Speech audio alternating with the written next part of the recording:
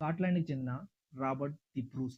ఇతను ఒక సాలెపురుగును చూసి ఇన్‌స్పైర్ అయ్యి ఒక యుద్ధాన్నే గెలిచాడు. బ్రిటన్ చరిత్రలో ప్రసిద్ధి చెందిన రాజు Robert the Bruce. Robert the Bruce స్కాట్లాండ్‌కి చెందిన ఒక గొప్ప రాజు. అలాగే స్వతంత్ర సమరయోధుడు కూడా. అప్పట్లో స్కాట్లాండ్ బ్రిటిష్ వాళ్ళ చేతుల్లో ఉండేది. ఈ రాజు తన దేశానికి స్వతంత్రం కోసం బ్రిటిష్ వాళ్ళతో 6 సార్లు యుద్ధం చేసి 6 సార్లు ఓడిపోయాడు. అతని సైన్యం చెల్లాచెదురైపోయింది. అతని మిత్రులు అతన్ని వదిలేసి వెళ్ళిపోయారు.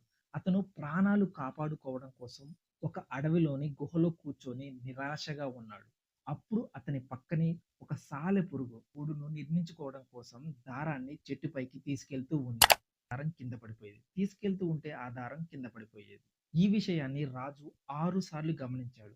ఆ సాలెపురుగు ఏడవసారి కూడా దారాన్ని పైకి తీసుకెళ్తూ విజయం సాధించింది.